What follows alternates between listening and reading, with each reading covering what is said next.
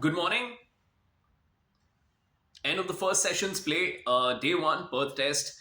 And India won the toss. Captain Jasprit Bumrah chose to bat first, which I was a bit shocked seeing. But then I understand that India doesn't want to bat last in the fourth innings, right? Which is always difficult to chase a score then. So that made sense to that extent. But then Yashasvi Jaiswal making his debut for India, playing for the first time. He played a lot of deliveries. He took his time, but then unfortunately got out playing, trying to play that expansive drive, ended up edging it. But on the other hand, the other opener, KL Rahul, he looked really solid. He was going so well. He was watching the ball so well. He was looking in good temperament, good rhythm. And the fact with KL Rahul is that if he's not in form, he'll get out early on. But once he gets to 20 or 30, you know that he's going to get 100. That's how his rhythm has been. That's how his track record has been across the last decade. So today he was set to get 100. It was a wrong decision. It was certainly a wrong decision because, for the third umpire to overturn the on field umpire's decision, there has to be some conclusive evidence of what the on-field umpire said against it. But I don't know how it's possible. How do you can call it conclusive? The fact that there was a spike, there was a big spike. If the ball edges the bat the way it did, it looked to do, there would be a very small spike. And it was clear that the ball did not touch the bat. It was the bat touching the pads. That is how it was. It was the bat touching the pad which made that big spike. And if you look at the replay, the spike appeared when the ball is not touching the bat. When the ball is touching the bat, there's no spike. Only when the bat hits the bat, that is when there's the spike. So very, very unfortunate. I'm not saying that this is bias, but it does seem to be something. We don't see such things happening to Australia when they bat, to England when they bat, but it happens with India. It happens with subcontinental sides, which is very strange. Nevertheless, so KL Rahul was looking solid. He was on for 100, wrongly given out. Dev Dutt Particle, his debut, he was looking good. For the entire duration for which he was there, he was looking good. And he took a lot of deliveries, 22, 23 odd deliveries. And I was just waiting for him to open his account to get one run. But he didn't, get the opportunity to score a run and got out for a duck, because a duck on the scorecard, a duck on your batting record is never good. So maybe just one run could have been better.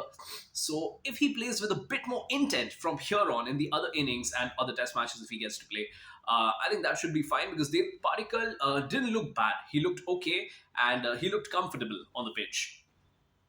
Though Mitchell Stark and Josh Hazelwood were bowling very well, they were getting a lot of movement, they were getting a lot of bounce. There wasn't anything on the pitch as such, there weren't any demons on the pitch, but those two bowlers looked the pitch, made the pitch look very, very good.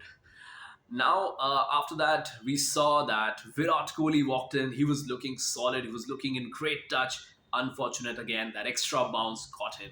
So he's been unlucky once again. And I think for that short duration when Virat Kohli and KL Rahul were batting, I think that was the most stable India was looking in this test match. And from there, I was hoping to be able to see a big partnership build up. But unfortunately, Virat got out, then KL was given wrongly out. Now Rishabh Pant and Dhruv Jurel are back. Rishabh Pant, we know all his past records, the way he's been attacking the bowlers, he has to play a big knock here. He has to play very responsibly. Whether it means to go out and attack, whether it means to stop the ball, doesn't matter. Whatever has to be done needs to be whatever needs to be done has to be done from here, because Rishabh Pant has to score big. This partnership between Rishabh Pant and Dhruv Jurel, who's again looked very solid all through the series, he's looked very comfortable in Australia. He's performed very well, because of which he got to play here. So he has to again prove his mettle, and they have to very carefully play Josh Hazelwood. In the next session, Josh Hazelwood is going to be very dangerous along with Nathan Lyon, because now spin is going to come into play. So they have to handle these two bowlers well, apart from Pat Cummins and Mitchell Stark, of course. Josh Hazelwood, I think, is the real, the person we need to really worry about, the person we need to be careful about. Uh, if Rishabh Pant and Dhruv Jurel are able to create a partnership from here, India can go to a respectable total. Because now, at the end of 25 overs first session, we are 51 for 4. India from here would want a good 100-run stand between Pant and Jurel, at least a 100-run stand, so that India can thereafter get to 250 at least. And then challenge Australia. While on the other hand, Australia will look to get India all out in this next session, the second session, and then look to play off the last session and then attack tomorrow. That's what Australia would want to do. India would want a good partnership, and it'll be a good battle to see from here on. I think Rishabh Pant really holds the key to India's batting. If he's able to bat well, if he's able to stand tall for quite some time from here, India can come back, bounce back into the game, because as of now, it's completely drifting apart from India, and Australia has a big edge from here. Thank you so much for watching. We'll again connect after the second session. Thank you. Bye bye.